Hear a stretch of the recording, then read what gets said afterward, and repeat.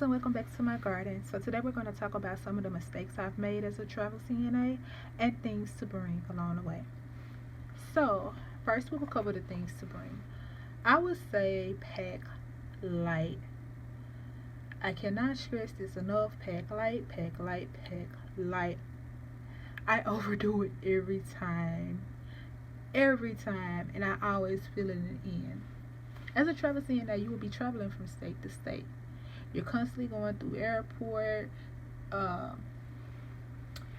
you're constantly, dragging this load along with you, and then you get to the places and you just get eye happy, and you want this and you want that. Not realizing that it's cute, or it's convenient at the time, but you're gonna have to tote all of that stuff back home. So not only are you toting this heavy load with you trying to get through and navigate these airports, but you're also paying these high fees just to get it back home. So pack light and leave light. Once again, cannot stress that enough. Okay, tip 2, dress for the weather. So depending on where you're going, that's how you're going to need to pack the long sleeves, or you're going to need to pack the short sleeves. Do your research and see what's the weather like usually. Do it rain a lot? Is it sunny a lot? Is it very cold? And you're going to appreciate that in the long run, trust me. Tip number 3, one pair of work shoes. And this goes back to packing light. You're only going to need one pair of work shoes. You're not going to need 100 work shoes. You're not going to need 100 scrubs. Once again, I'm a scrub head, I'm a shoe head, but I also feel it at the end, and this next assignment I'm going on, I do vow and mean it this time that I'm going to pack light, and that do consist for me as well one pair of work shoes and just a couple of scrubs. That's all you need. Tip number 4, important documents. Okay, important documentation. Realistically speaking, being that you're going to be so far from home, you want to make sure that you have all of the documentations needed. You don't want to, you don't know what you're going to get into, be in the middle of this or that, or get pulled over, and you don't have the information to verify who you are. I mean, they can lead to loads of trouble, and now you're stuck, here, or you're stuck there. I mean, documentation is everything. Or you get all the way down here and you may need documentation for your facility and you don't have it on hand. Now you're having to go all the way back home and possibly not even be able to come back. Just as professionals, us being on the road, we want to make sure that we have all our ducks in a row. So it's important to have all of your documents on hand. Tip number 5, mace or pepper spray. And the reason that I say this is because we are going to these strange places, these foreign places that we probably haven't visited before, or even if we visit that state, 9 times out of 10 we have not been to that town before. So travel nursing and travel CNA is really us being sent to these facilities where they cannot keep permanent stuff on hand. And if they're not able to keep permanent stuff on hand, then apparently it's not the best town or the best city to be in. So for your protection, because at the end of the day, we are all we got. You want to make sure that you have something on hand just in case you're coming to some type of encounterment. And not to say that that's going to be the case, but you always make sure you're prepared and you're able to protect yourself. You have the things needed to protect yourself. Tip number 6, a journal or a book. So you have a lot of downtime for the days that you're off, or maybe at work on your lunch break, or it may be a little slow. And if you like to write, it's really good to bring a journal. You may see things that you like to jot about. A book if you like to read, and it's very soothing and just something to do on your pastime. Tip number 7, prescribed medications. So if you're on any type of medication that you take on a day-to-day basis, please bring your medicine. You do not want to be so far from home and you don't even have your medication on hand. Or you may get sick and have to be hospitalized and they're asking you, hey, what do you take? Do you have the medication on hand? Can I see? And you're not even able to provide this information. It's very important. You want to be in your best health, in your best, mental state. When you're on this road, make sure you're taking care of yourself. That's key. Tip number 8, snacks. Now, depending on where you're going, a lot of times, me being from Mississippi, things can be quite expensive, and you don't want to constantly have to run to the store for things such as snacks. You're paying $5 for them, which you probably could have got for 2 back home. So make sure you bring your snacks with you. Keep a couple in your work bag just in case you get a little nippy before lunchtime. Tip number 8, your Bible. If you are a woman of God, a man of God, just a spiritual person overall, make sure you put in God first in everything that you do. Money aside, travel aside, you make sure that you're giving God the utmost praise and the glory. Because if it wasn't for him, then we wouldn't even be put in the positions that we're put in. Bring your Bible, glorify the Lord.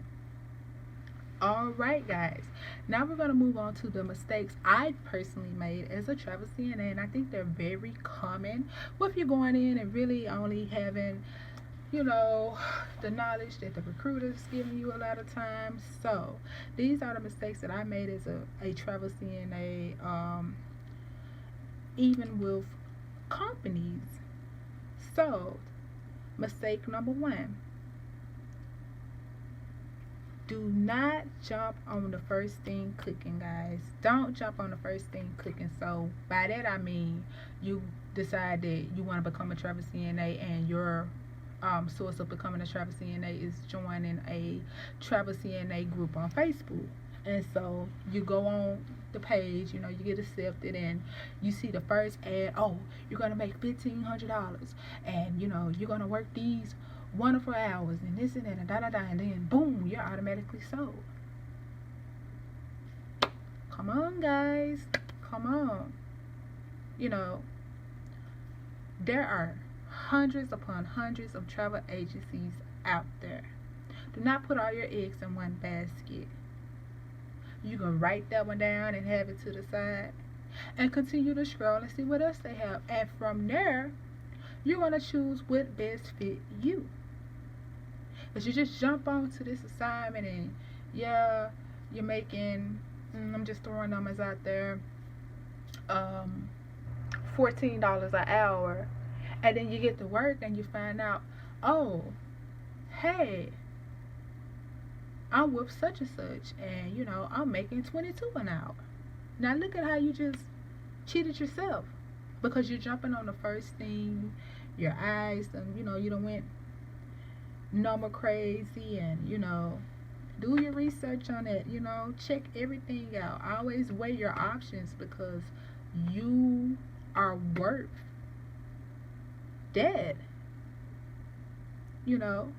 You are worth having the best of the best, and what accommodates and fits you. Mistake number 2. Well, we already went over this, but it's overpacking. But like I said, I can't stress that enough. I've been in hotel rooms on assignments where I've had to leave a ton of stuff behind. Heartbroken. Because the fees to get it home is, way more than it actually worth. Like I said, yeah, we're on the road, but at the same time, this is not vacation. Do not just go off in the stores and, spend all your coins. We're here to make the coin, not spend it all in the stores, So For the most part, leave with what you came with and make sure that that is the essentials as far as work go, because this is still work, this is business. We're trying to get out and we're trying to get our bag and we're trying to leave with our bag. Mistake number 3, do research on the area in the hotel. So say, hey, okay, I'm going to send you to this town, this state, and you have interest into this, like, oh, I would love to see this place. Do your research. You want to know what's going on here. What's the population? What's the crime rate? What type of stores do we have? What is a day-to-day like? What's the weather like? Hotels. How far is this hotel from the facility? How safe is this hotel? How much is this hotel? Because once again, you're jumping on a limb and I'm going to take that, and then you're getting down and now you're having to figure everything out. Now, I don't have enough to afford this. Or, oh, this area is just way too bad for me. Had you did your research prior hand, you would have known all of this. You always want to know what you're walking into. Once again, you're worth it. You're worth prepping yourself to know what to expect and to know what to look out for. Tip number 4, do not be so trusting / let someone know where you're going. This is a very vital tip. All jokes aside, seriously. People are very manipulative. People are very vindictive. And it's just, listen, guys. Me personally, I have the biggest heart ever. I wear my heart outside my body, and it's not always a good thing, because I'm always thinking this person is just like me because of the way I am. There are some very sick people in this world. A lot of people just want to get all the information they can off of you, to sit back and gossip about you, to sit back and plot on you. You can put yourself in some very dangerous situations just from being too trusting. At the end of the day, there's nothing wrong with making great friends from these areas, but keep in the back of your mind that I'm here on a mission, I'm here on a job, I'm trying to get in and I'm trying to get out, and everyone does not have my best interest at heart. Carrying on to let someone know where you are going. Now, even the private people, because I'm very private myself, you may not want everyone to be in your business, but you need to at least let 3 people know where you're going. If you're meeting someone, which shouldn't really be the case, so much is going on and so much is happening. You let someone know, hey, I'm leaving with such and such. This is such and such number, or such and such is in this type of car. This is such and such license plate. Or, hey, I'm getting an Uber and I'm going to such and such. Hey, I just made it back from such and such, etc., etc. There's too much happening, especially to our women. Just trying to get from point A to point B. Remember, everyone does not have the same heart, the same intentions as you. Be careful, guys. Tip number 5. Make sure your phone service works. And this is mistake number 5. This is a mistake that I just recently made. So, with me currently being in Alaska, as soon as I touched down, my service went bloop.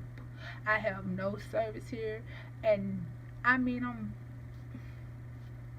not even near home. Once again, I'm from Mississippi. I'm 3 days from home. 3 days.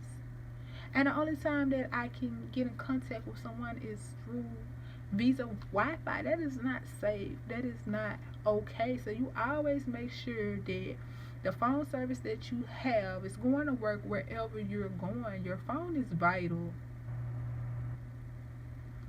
Tip number 6. Read over your contract thoroughly. I don't care what you and your recruiter talk about, what you and the company talk about, what you guys agreed on. Once you get your contract, those things may not be in the contract. Just because they saying this and they're saying that does not mean that they're going to go through. And a lot of times they're just like, sign this and get it back to me ASAP. No, take your time and you read your contract. And you make sure that everything that you guys discuss, if you discuss any bonuses, if you discuss any time off, all of that is in your contract. Because once you put pen to paper, that's it.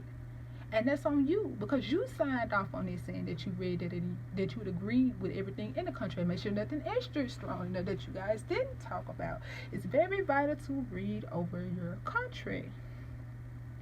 Tip number 7. Watch out for fast talkers. Do things on your own terms. And by that I mean a lot of times, and don't get me wrong, yes, if you're inquiring about a assignment, they go like hotcakes. That's true. But in that same breath, you have to make sure that you're comfortable with what you're about to get into, and don't let someone just talk you into, okay, what you're gonna do, and just go to make them comfortable, or you're gonna regret your decision trying to please the company. You have to keep in mind that you're going to be the one that has to do it. You're going to be the one that has to put in the physical work. They aren't. And the first thing that they're going to tell you is, well, you the one that decided to go do this or to go do that. You make sure that you're comfortable with what you're agreeing with. Mistake number 8.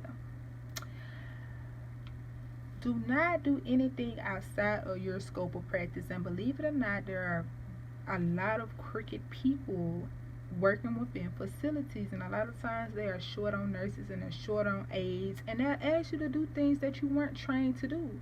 The answer is always no. You're looking out for your license, child. Come on, sis, bro, your license, because that's what's going to be on the line, not theirs.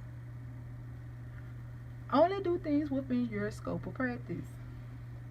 Well, God, that concludes everything, and I hope this helps someone.